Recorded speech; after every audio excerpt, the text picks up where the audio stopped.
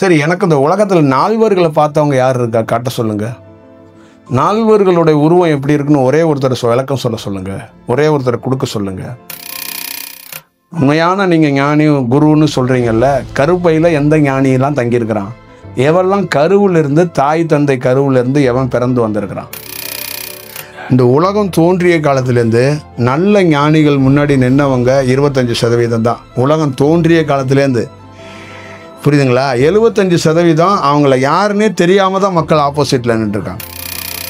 இப்போ நான் அடிக்கடி சொல்கிறதா, நோக்கம் என்ன? உன்னோட நோக்கம் என்ன? நோக்கம் சரியாக இருந்தால் வேலை சரியாக இருக்குன்னு சொல்லுவாங்க. என் குருவை நீ கும்பிடு, அப்போ தான் நான் சோறு கொடுப்பேன். என் குருவோட மந்திரத்தை சொல்ல, அப்போ தான் சோறு கொடுப்பேன்னு சொல்லுவீங்களா? பசியில் இருக்கிறவனுக்கு சோறு தானே. உன் குரு உனக்கு தான் முக்கியம், அவனுக்கு சாப்பாடு தான் குரு. நீங்களும் 10 ஏழைக்கு சோறு போடணும் அப்படின்னு விருப்பம் இருந்தீங்கன்னா அதில் பங்கெடுத்துக்குங்க. அது ஒரு வேலை செய்யுங்க. அதே வேலையாக செய்யணும்னு அவசியம் கிடையாது. உங்களுக்கு பிடிச்சா ஒரு நாள் 2 நாள் செய்யலாம். அது இயல்பாக நடந்துச்சுன்னா தான் அது சக்ஸஸ். நாமளே அந்த குழந்தைக்கு எப்பயுமே தாய் தந்தை உதவியாக இருந்து நடக்க வச்சுக்கிட்டே இருந்தோம்னா அந்த குழந்தை நடக்காதுன்னு பேர். தாய் தந்தை தான் நடந்துட்டு இருப்பாங்க. இந்தியா முழுக்க, உலகம் முழுக்க ஹிட்லர் கொண்டு மாதிரி எத்தனையோ தலைவர்கள் வந்து மக்களை அவன் போதனையில் அடிமையாக வச்சுருந்தான். ஆனால் ஒரு ஞானி மட்டும்தான் அவன் உரையில், அவன் தத்துவத்தில், அவன் தியானத்தில் அவனை சிந்திக்க வச்சான். இந்த வெட்ட வெளியில் குருங்கிறவங்க சாகலை. இந்த பிரபஞ்சம் செத்து போகல. இந்த பிரபஞ்சம் உயிரோடு தான் இருக்குது. நீங்கள் ஏன் சிவன் கோயிலையும் பெருமாள் கோயிலும் தான் கடவுள் இருக்கிறாரு, இல்லை எங்களை மாதிரி ஆளுங்கள்ட்ட தான் கடவுள் இருக்கிறாருன்னு நீங்கள் ஏன் வர்றீங்க? உங்கள் உடலுக்குள்ளே ஏதாவது ஒன்று சின்னதாக செலுத்தி விட்டுட்டோம்னா நீ நாளைக்கு என்னை பார்க்க வேண்டியதில்லை. ஏன்னா நான் செலுத்தினது நீ எந்த ஊருக்கு போனாலும் அங்கே உட்காந்து தியானம் பண்ணலாம், என்னை தொடர்பு கொள்ளலாம். அப்போ அது என்னை திட்டிருக்கு, அது என்னை கண்டிச்சிருக்கு, என்னை போகாதன்னு தடுத்துருக்கு. பல இடங்களுக்கு, பல சூழல்களுக்கு.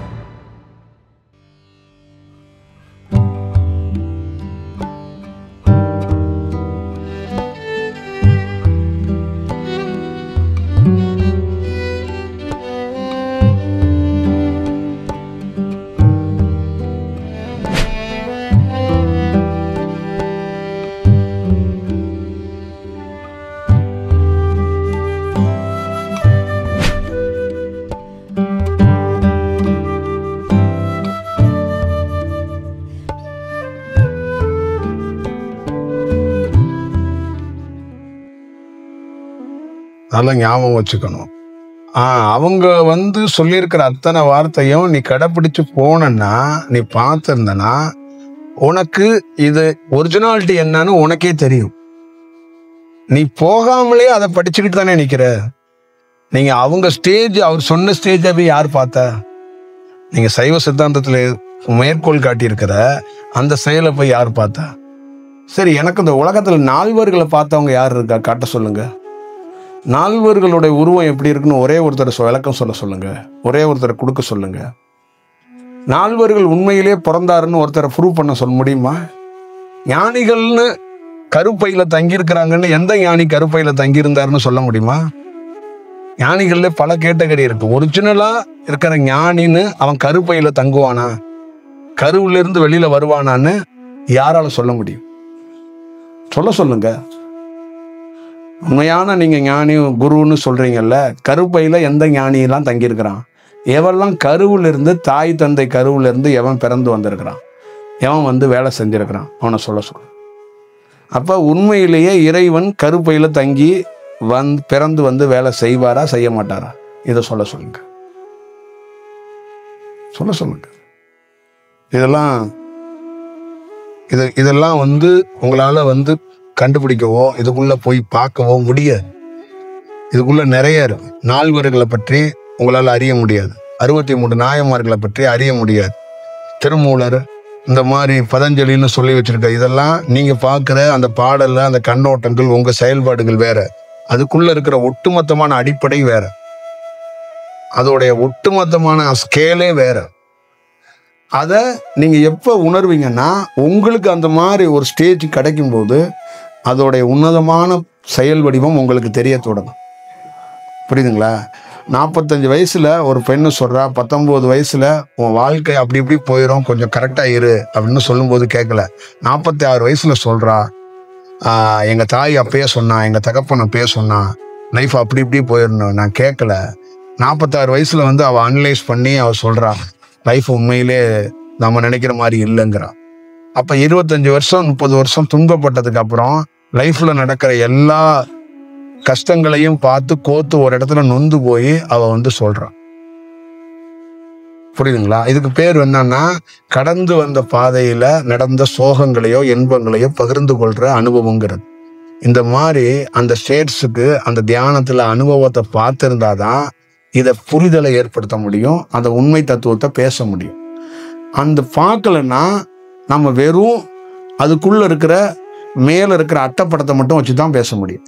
இப்ப அட்டைப்படம் முக்கியமா, அதுக்குள்ள இருக்கிற விஷயமும் முக்கியமா, அதுக்குள்ள இருக்கிற இன்னொரு டெப்தா இருக்கிற அந்த விஷயம் முக்கியமானு பார்க்கணும். இதுதான் ரொம்ப முக்கியம்.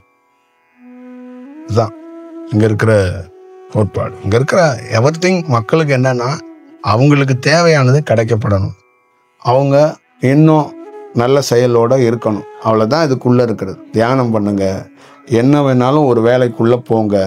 ஆனா நீங்க நினைக்கிற மாதிரி கடவுள் சித்தாந்தம், இந்த ஞானிகள் சித்தாந்தம், நீங்க நினைக்கிற மாதிரி தியானத்தை இப்படி எளிதா அடைஞ்சிடலாம் போயிடலாங்கிறதெல்லாம் அவ்வளவு சாமானிய காரியம் கிடையாது. ஆனா அதுக்குள்ள நிறைய கஷ்டங்கள் இருந்தாலும் நீங்க நல்ல உணர்வுதலுக்கான வாய்ப்பை உருவாக்கிக்கணும். இந்த உலகம் தோன்றிய காலத்திலேருந்து நல்ல ஞானிகள் முன்னாடி நின்னவங்க 25% தான். உலகம் தோன்றிய காலத்திலேருந்து, புரியுதுங்களா? 75% அவங்கள யாருன்னே தெரியாம தான் மக்கள் ஆப்போசிட்ல நின்று இருக்காங்க. புரியுதுங்களா? 25 பேர் நின்னவன் என்னவா சொல்லியிருக்காங்க? அந்த 75 பேரும் என்ன அவரோட பக்தராணி, டிவோட்டியா, அவருன்னா ரொம்ப பிடிக்குமா, அப்படிதான் கேட்டிருக்காங்க. ஆனா அவரெல்லாம் போனதுக்கு அப்புறம், மறைஞ்சதுக்கு அப்புறம் பாத்தீங்கன்னா அந்த 75 பேருமே இவருடைய தீவிர பக்தரா மாறிட்டாங்க. இப்படிதான் கிருஷ்ணலாட்டி. அவர் இருக்கும்போது அந்த அலைவரிசையா வந்து ஒரு வேலை செஞ்சிச்சு இல்ல, அப்ப அதை ஃபாலோ பண்ணது வெறும் 5 பேர் தான், 5% தான். இன்னைக்கு 95% கிறிஸ்டியானிட்டியில இருக்கிறாங்கன்னா எல்லாமே அந்த காலகட்டத்திலையும் பிறந்திருப்பாங்க. அவருக்கு நேர் ஆப்போசிட்ல இருக்காங்க. அவர் யாருன்னு அவர் இந்த தெருவில் நடந்து போறாருன்னு வச்சுங்களேன், அவர் போவாருங்க அப்படின்ட்டு இவங்க இந்த பக்கம் போயிடுவாங்க. புரியுதுங்களா? அப்ப அந்த வாய்ப்புகளை அந்த களத்துல பணி இருக்கும்போது அவங்க எல்லாம் பயன்படுத்திக்கவும் இல்லை, அதை பத்தி அவங்க ஆய்வு பண்ணதே கிடையாது. இது காலங்காலமா நிகழ்றது, இன்னைக்கு கிடையாது. அதேதான் இப்பயும் நான் சொல்றது. என்னுடைய உரைகளை வந்து உணர்றது கொஞ்சம் கடினம் தான். ஆனா இது கடினங்கிறத தாண்டி இது எதற்காக உணர்த்தப்படுது அதுதானே ரொம்ப முக்கியம். ஒரு வேலை செய்யறோம், அந்த வேலை எதுக்கு அப்படிங்கிறது தான். புரியுங்களா? அவ்வளவுதான். அது இப்ப நான் அடிக்கடி சொல்றதான், நோக்கம் என்ன, உன்னோட நோக்கம் என்ன? நோக்கம் சரியா இருந்தா வேலை சரியா இருக்குன்னு சொல்லுவாங்க. நோக்கம் சரியா இல்லைன்னு வச்சுக்கல, நீங்க என்ன வேலை செஞ்சாலும் அது உருப்படாது. நோக்கம் என்ன அப்படிங்கறதுதான். ஒருத்தன் சாப்பிடணுமா, பசியா ஒருத்தன் சாப்பிடணுமா, இல்ல பசியில இருக்கிறவன்ட்ட மந்திரத்தை சொல்லிக்கிட்டே இரு அப்புறம் தான் உனக்கு சோறு போடுவேன்னு சொல்லுவீங்களா?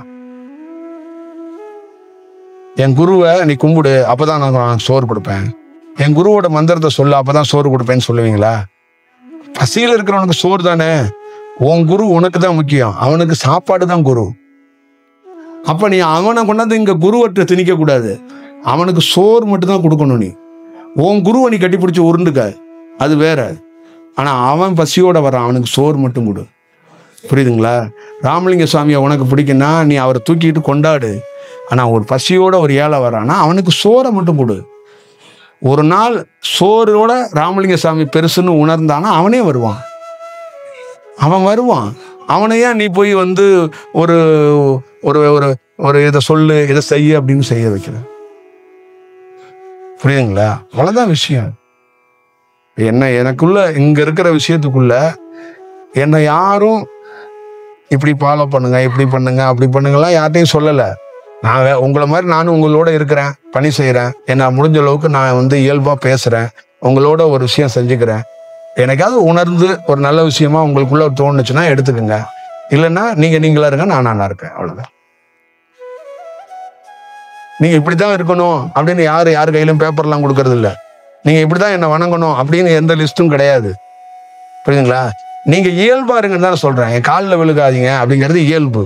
என்னை கும்பிடாதீங்க அப்படிங்கிறது இயல்பு. பழம் வாங்கிட்டு வராதிங்கன்னா இயல்பு.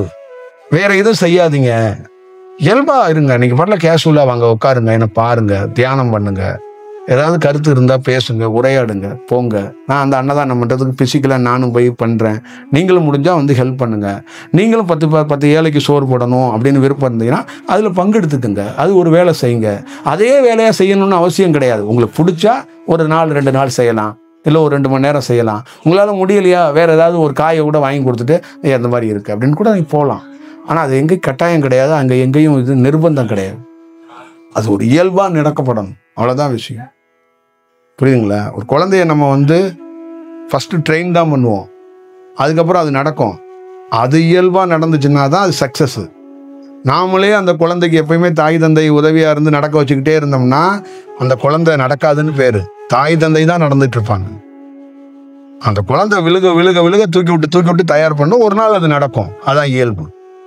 இப்போ அது மாதிரி தான். இப்போ நாங்கள் என்ன சொல்கிறோன்னா, நீங்கள் இயல்பாக இருக்கிறதுக்கான ஒரு வேலை தான் இங்கே நடக்கப்படணும். இப்போ அது ஆர்டிஃபிஷியலாக, அது சட்டமாக, கட்சியாக, அரசாங்கம் மாதிரி, இல்லை வேறு மாதிரி, அந்த மாதிரி எல்லாம் ஒரு செயல் இருந்துச்சுன்னா ஒரு தனி மனிதன் தானே எதுக்காக வந்தானோ அதை மறந்து போயிடுவான். நானே மனிதன் வாழ்க்கை என்ன, ஏன் இந்த கொடுமை, ஏன் இந்த பிரச்சனை, ஏன் இந்த துன்பம், ஏன் இந்த கஷ்டம், ஏன் இந்த நோய் அப்படின்னு பல சிக்கல்ல இருக்கிறான் ஒரு மனிதன். அவன் வந்து அதை கண்டுபிடிக்க தான் தேடுறான் தியானத்தை. அதை கண்டுபிடிக்க தான் என்கிட்டே வர்றான். அதை மறந்துட்டு அவன் வேற வேலை பார்க்கக்கூடாது இல்லை. புரியுதுங்களா? அதுக்கு தான் நான் உதவி பண்றேன். என்னுடைய உரை முழுக்க என்னன்னா, நான் உருவாகி விட்டேன், என்னை கொண்டாடு, என்னை வந்து பாரு, நான் என்னை தெரிஞ்சுக்க, நீ வா அப்படின்னு நான் சொல்லலை. என்னை பார்க்கறதுக்குள்ள அவனுக்குள்ள என்னன்னா, அவனுக்குள்ள இருக்கிற குழப்பத்துக்கு அவனே கண்டுபிடிக்க ஒரு ஐடியா கிடைக்கும். இங்க ஒரு தலைவனுடைய போதனையை கேட்டா தலைவனுக்கு அடிமையாயிருவான். ஒரு ஞானியோட போதனையை கேட்டா அவனே சுய சிந்தனையா சிந்திப்பான். இதான் ஞானிக்கும் தலைவனுக்கும் வித்தியாசம். இந்தியா முழுக்க, உலகம் முழுக்க ஹிட்லர் கொண்டு மாதிரி எத்தனையோ தலைவர்கள் வந்து மக்களை வந்து அவன் போதனையில் அடிமையாக வச்சுருந்தான். ஆனால் ஒரு ஞானி மட்டும்தான் அவன் உரையில், அவன் தத்துவத்தில், அவன் தியானத்தில் அவனை சிந்திக்க வச்சான்.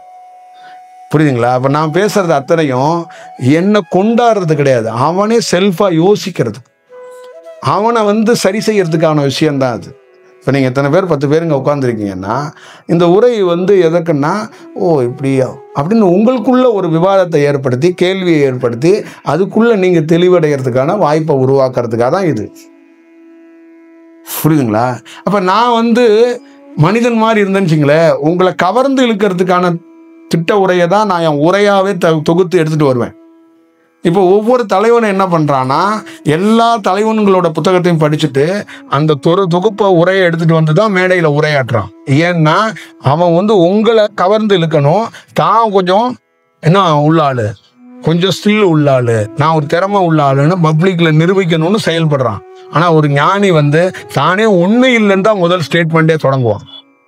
நான் ஒன்றுமே கிடையாதுங்க. இப்போ எல்லாரும் என்ன சொல்லுவாங்க, நான் இவ்வளோ பெரிய ஆளாக வந்திருக்கிறதுக்கு எங்கள் அப்பா அம்மா காரணம் இருந்தாலும் மெயின் வந்து நான் தானே சொல்லுவாங்க. இப்போ எங்களை மாதிரி ஆளாக கேட்டிங்கன்னா, நான்லாம் காரணம் கிடையாதுங்க, பிரபஞ்சம்னு ஒன்று இருக்குங்க, அதாங்க காரணம். அப்போ நாங்கள் அங்கேயே ஓப்பனிங்கில் டேமேஜ் பண்ணிடுவோம், உடச்சிருவோம். இப்போ நாங்கள் ஒன்றும் கிடையாதுங்க, ஐயோ நாங்களாம் ஒன்றுமே கிடையாதுங்க, நாங்கள்லாம் ஒரு சாதாரண ஒரு ஆளுங்க, சும்மா இன்னைக்கு கிடக்கிறோம்னா இந்த சக்தி கொஞ்சம் வரலன்னா எங்களெல்லாம் யாரும் சீண்ட மாட்டாங்க, எல்லாமே காரணம் அவங்க தாங்க அப்படின்ட்டு போயிடுவோம். அப்போ நாங்கள் முதல்ல எங்களை வந்து ஒன்றும் இல்லைன்னு வாஷ் அவுட் பண்ணிடுவோம். அதை தான் கடைசி வரைக்கும் சொல்லிடுவோம், நாங்கள் ஒன்றும் இல்லை, நாங்கள் ஒரு சும்மா, நீங்கள் வந்து தயவு செய்து எங்களுக்குள்ள ஒரு பிம்பத்தை கட்டி அமைக்காதீங்க அப்படிம்போம். ஆனால் எந்த கட்சி தலைவராவது ஒன்றும் இல்லைங்கிறதுக்காக ஒரு கட்சி அமைப்பெல்லாம் இருக்காது. நீங்கள் நல்லா ஞாபகம் வச்சுக்கோங்க. அவருடைய ஸ்கில்லு, அவர் திறமை, அவர் டேலண்ட், அவர் முகம் அப்படின்னு காட்டி தான் அவர் வேலை செய்வாங்க. ஆனால் ஞானி வந்து அப்படி கிடையாது. என்னை கும்பிடாதையா, எனக்கு பத்தி கொளுத்தாதையா, எனக்கு பூவெல்லாம் போடாதையா, மேலே ஒருத்தர் இருக்கா, அவன் தாயா, அவனுக்கே உருவம் கிடையாது. இப்போ அவனே ஒன்றும் இல்லையா, அவன் ஒன்றும் இல்லாமல் இருக்கிறாயா, இப்போ நாங்களாம் என்னையா அப்படிங்கிறதான் நாங்கள் வந்து தெளிவு பண்ணுறது. அப்போ ஞானியோட செயல்பாடுகள் எப்படிங்கிறத இருக்கிற மக்கள் வந்து தெரிஞ்சுக்கணும். அப்போ ஞானி ஒரு உரை நிகழ்த்துறான், ஒரு இடத்துல அவதரிக்கிறான், ஒரு இடத்துல நடந்து போறான்னா அவன் வந்து பப்ளிக்கை வந்து செல்ஃபாக யோசிக்க வைக்கிறதுக்கான தான் களத்தில் இருக்கிறான். செல்ஃபா யோசிக்க வைக்கிற மூளையை மழுங்கடிச்சு இவன் சிந்தனையை போய் செலுத்தி விட்டு போயிடுவான் மனுஷன். நீங்க சொல்றது நான் மறுக்கல, நான் நம்புறேன் நீங்க சொல்றது எல்லாத்தையுமே. ஆனா இப்போ இங்க நாங்க ஒரு 10-15 பேர் இருக்கோமா, உங்களை பாக்கணும்னாலும் நான் அவருக்கு இது வரைக்கும் 2-3 தடவை மெசேஜ் பண்ணி கால் பண்ணிருக்கேன். அவர்கிட்ட கேட்கணும், வெயிட் பண்ணணும். உங்களுக்கே இப்போ ஒரு கடவுள் ஸ்தானம் தானே. நீங்க நான் ஒண்ணுமே இல்லைன்னு சொன்னாலுமே, நான் யாராவது ஒருத்தர் வெளியே இருக்காரு அண்ணான்னு நான் பேசுறதுக்கும் இங்க உங்ககிட்ட வந்து பேசுறதுக்கும் வித்தியாசம் இருக்குல்ல. நீங்க உங்களை உயர்த்தி தானே வச்சிருக்கீங்க. அது உயர்த்தல, அதுக்கு காரணம் இருக்கு, அதை நீங்க புரிஞ்சுக்கணும். இது பேர் உயர்த்தல் கிடையாது, இது வந்து புரிதல் ஏற்படணும். இது என்னன்னா, இது இது இப்படி இல்லைன்னா என்ன ஆகும்னா ஒரு பணி செய்ய முடியாது, பணி செய்ய முடியாது. ஏன் அப்படி பணி செய்ய முடியாது அப்படின்னு கேட்டீங்கன்னா, நீங்க வர்றது எல்லா பேருமே நீங்க உங்களை உணர்றதுக்கு வரல, ஏதோ ஒரு பொருள் வாங்குற மாதிரியே வர்றீங்க. புரியுதுங்களா? உங்களுக்குள்ள ஒரு கட்டுப்பாடு கிடையாது, எந்த மனிதனுக்குள்ளேயும் ஒரு கட்டுப்பாடு கிடையாது. அதே நேரத்துல ஒரு பொறுமையும் கிடையாது. புரியுதுங்களா? அதே நேரத்துல ஒரு மனிதன் ஒருத்தர் எப்படி அணுகணும், எதுக்காக ஒருத்தர்கிட்ட வர்றோங்கிற அந்த கிளாரிட்டியும் கிடையாது. அப்ப அவனுக்குள்ள என்னன்னா ஏதோ ஒரு தூண்டுதல், ஏதோ ஒரு செயல், அவனுடைய பிரச்சனைய பிரதானமாக முன்னிறுத்தி இவரை பார்த்தா ஏதாவது சொல்யூஷன் கிடைக்குமான்னு தான் வர்றான். நான் வந்து பிரச்சனைக்கு சொல்யூஷன் கொடுக்குறவன் இல்லை, அவனையே சரி செய்யணும்னு நினைக்கிறவன். அவன் எடுத்துட்டு வந்திருக்கிறது 10 பிரச்சனை, நான் பிரச்சனையை பார்க்கல, அவனை தான் பார்க்குறேன். அப்ப நான் அவனை எப்படி பார்க்கணும்னா, அதை அவனை ஒழுங்குபடுத்தி நான் பார்க்கணும். புரியுதுங்களா? 1000 மேகமூட்டங்கள் வந்தாலும் சூரியன் கிழிச்சுக்கிட்டு வெளியில வந்துடும். அந்த மாதிரி சுத்தி இருக்கிற எல்லா சூழல்கள் இருந்தாலும் நாங்க சூரியனாக தான் மேகமூட்டத்தை கிழிச்சிட்டு வந்து வேலை செய்வோம். அதுக்குள்ள எந்த மனித தன்மைக்குள்ளேயும் செலுத்த விட மாட்டோம். இது ஒண்ணு புரிஞ்சுக்கணும். 2வது, நீங்க என்னை அப்படி பார்க்க வேண்டிய அவசியம் இல்லை அப்படின்னு பல உரைகள்ல சொல்லியிருக்கிறேன். உங்களால எங்களை மாதிரி ஆட்களை உணர முடியும். இந்த வெட்ட வெளியில குருங்கிறவங்க சாகல, இந்த பிரபஞ்சம் செத்து போகல, இந்த பிரபஞ்சம் உயிரோட தான் இருக்கு. நீங்க ஏன் சிவன் கோயிலையும் பெருமாள் கோயிலும் தான் கடவுள் இருக்கிறாரு, இல்லை எங்களை மாதிரி ஆள்கள்ட்ட தான் கடவுள் இருக்கிறாரு நீங்க ஏன் வர்றீங்க? உங்க வீட்டில், உங்க தெருவுக்கள்ல, உங்க மரத்தடிகள்ல, நீங்க நடந்து போற வாக்கிங் போற எல்லா இடத்துலையும் கடவுள் இருக்கிறாரு. நீங்க ஆத்மார்த்தமா அந்த கடவுளை நினைச்சு ஒரு வேலை செஞ்சா அதுக்கான தீர்வு கண்டிப்பா கிடைக்கும், அந்த செயல் கிடைக்கும். அந்த செயலை நீங்க பிடிச்சிக்கிறதுக்காக தான் போராடுறோம். இங்கேயும் நாங்க மீண்டும் சொல்றோம், பிசிக்கலா எங்களை தேடாதீங்கன்னு தான் சொல்றோம். உங்களுக்கு அந்த இடையூறு வர்றதுக்கு மெயின் ரீசனு நீங்க தேடுறது. அதுதான் நாங்க மீண்டும் மீண்டும் சொல்றோம். நாங்க பிசிக்கலா ஒருத்தர் எங்களை தயார் பண்ணலன்னு நான் சொல்லியிருக்கிறேன்.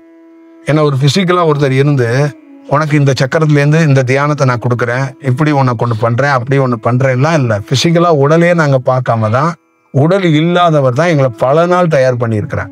அப்ப நாங்க உருவான விதம் எப்படின்னா, யாருமே கிடையாது, யாரும் கிடையாது. ஒரு எம்டி இடத்துல தான் பல நாள் நாங்க உருவாயிருக்கோம். பேசுறது கூட ஆள் கிடையாது. உடல்ல நடக்கிற இன்ஸ்ட்ரக்ஷனை யார்கிட்ட சொல்லிக்கிறது, ஷேர் பண்ணிக்கிறது கூட முடியாது எங்களால. புரியுதுங்களா? இப்ப இந்த மாற்றம், இந்த செயல் வடிவம்லாம் ஆள் இல்லாத, நீ ஏன் ஒரு பிசிக்கலா ஒரு உருவத்தை பார்க்கணும் அப்படிங்கிறத எங்களுக்கு வளர்த்ததுனாலதான் நாங்க இதை போதிக்கிறோம். புரியுதுங்களா? இப்ப எங்களுக்குள்ள எல்லா இடத்துக்குள்ளேயும் பிரயாணிக்க முடியும் அப்படிங்கிற அதுக்கான ஒரு வாய்ப்புகளை நம்ம வந்து உருவாக்கி வச்சிருக்கோம். இப்போ உங்களுக்கு எங்க பிளஸ் ஆகணும் அப்படின்னு ஞாபகம் வச்சுக்கோங்க. இப்ப நீங்க இங்க வர்றீங்க, என்ன சூழல் வேணாலும் இருக்கட்டும், எவ்வளவு கூட்டம் வேணாலும் இருக்கட்டும், யார் வேணாலும் உங்களை தடுக்கட்டும், ஆனா நீங்க வந்த நோக்கம் என்ன தெரியுங்களா? பிரச்சனையோட வந்தீங்க. ஆனா எங்களுடைய நோக்கம் என்ன தெரியுமா? உங்க உடலுக்குள்ள ஏதாவது ஒண்ணு சின்னதா செலுத்தி விட்டுட்டோம்னா நீ நாளைக்கு என்ன பார்க்க வேண்டியதில்லை. ஏன்னா நான் செலுத்தினது, நீ எந்த ஊருக்கு போனாலும் அங்க உட்காந்து தியானம் பண்ணலாம், என்ன தொடர்பு கொள்ளலாம். இதை வளர்க்கறதுக்காக தான் நாங்க ஒரு வேலை செய்யறோம். ஆனா இந்த இந்த டிரான்ஸ்பரண்ட், இந்த மாற்றத்தை, இந்த பரிணாமத்தை யாராலையும் உணர முடியும். அப்ப கொஞ்சோண்டு கிடைக்கிறது ரொம்ப கடினம். கிடைச்சிருச்சுன்னா நீ வந்து என்னை தேடவே வேண்டாம். நான் வந்து உனக்கான அந்த செயல் வடிவம், அது உன்னை உருவாக்குறதுக்கும் உன் உடலை பாதுகாக்கிறதுக்கு அது ஒரு வழி பண்ணு. நம்புறேன். நீங்க சொல்றத நான் மதிக்கிறேன். actually. டிவி ஆங்கர் மாதிரி சொல்லாதீங்க. அதையும் தாண்டி நீங்க இவ்ளோ காலம் தேடி இருக்கீங்க.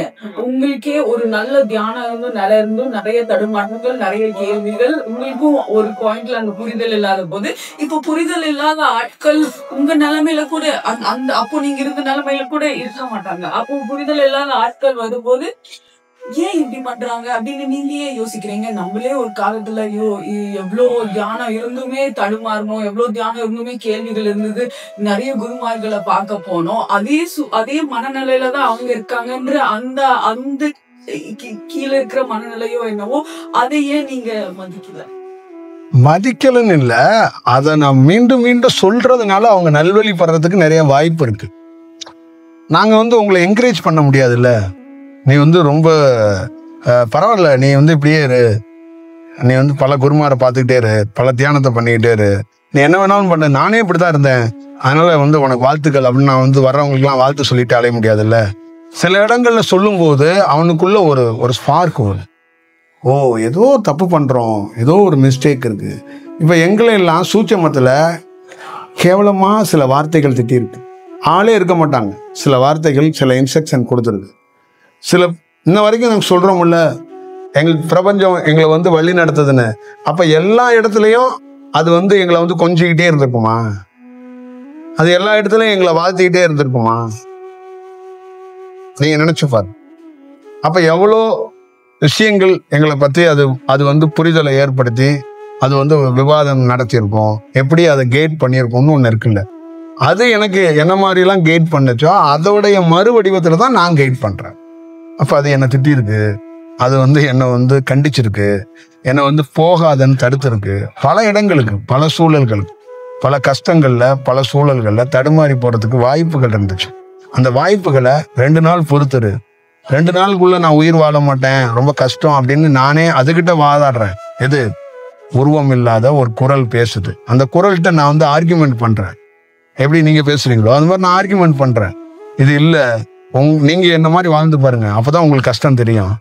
இதெல்லாம் சொல்ல முடியாது, இதெல்லாம் ரொம்ப கஷ்டம், அப்படி இப்படின்னு சொல்லி நம்ம ஆர்கியூமெண்ட் பண்றோம். 2 நாள் வெயிட் பண்ண, என்ன நடந்தாலும் 2 நாள் வெயிட் பண்ண அப்படின்ட்டு அது மறைஞ்சிடும். அந்த குரல் திருப்பி வரவே வராது. அந்த 2 நாளுக்குள்ள நம்மளை வச்சு எவ்வளவு துன்பம் கொடுக்க முடியுமா, நிறைய துன்பம் இருக்கும். ஆனா அது 2 நாளுக்கு அப்புறம் அது சொன்ன மாதிரி அந்த விஷயம் இருந்த இடம் தெரியாம போயிடும். அப்ப அது என்ன சொல்லுதுன்னா, துன்பம் வரும், 100கணக்கான பேர் வருவான், அதுக்கு தீர்வு என்னன்னு தெரியலைன்னா மேலும் துன்பம் ஆயிரும். உனக்கு நான் தீர்வை சொல்லி கொடுக்குறேன், துன்பத்தை ரசி, துன்பத்தை கடக்க கத்துக்க, அப்ப பொறுமையா இரு. அப்ப அவன் திட்டுறான்னா, டே நீ திட்டு, மணி என்ன ஆகுது, 2 நாள் 24 மணி நேரம் என்ன திட்டுவாடா, அதுக்கப்புறம் அந்த திட்டுற வாய்ப்புகள் நீ திட்ட மாட்டா, என்ன உன் வாயாலே என்ன புகழ்வடா அப்படிங்கிற விஷயத்த எனக்கு காட்டி கொடுத்துட்டு போகுது. இதுதான் விஷயம். இதையே தான் உங்ககிட்டையும் சொல்றேன். இதை நீங்க உணர மாட்டீங்க, அவ்வளவுதான். இதுதான் விஷயம். இதெல்லாம் ஒரு அழகா ஒரு டிராவல். அவ்வளோ குவைட்டா நான் ஒரு ஒரு ஒரு ஒரு பெரிய விஷயத்த ஒரு சாதாரண ஒரு கிராமத்துல படிக்க தெரியாதவன் டியூஷன் எடுத்தா அப்படி இருக்கும். அந்த மாதிரி தான் நான் ஒரு படிக்க தெரியாதவன் ஆசிரியர் ஆகி ஒரு விஷயத்த குழந்தைகள்கிட்ட அவங்க அப்பா ஒன்று சொல்லி கொடுப்பார்ல, ஒரு யதார்த்தமான ஒரு விஷயத்த, இந்த மாதிரி தான் யதார்த்தமா அதை அனுபவத்தை கொடுக்கணும்னு நான் நினைக்கிறேன். அவ்வளோதான் விஷயம்.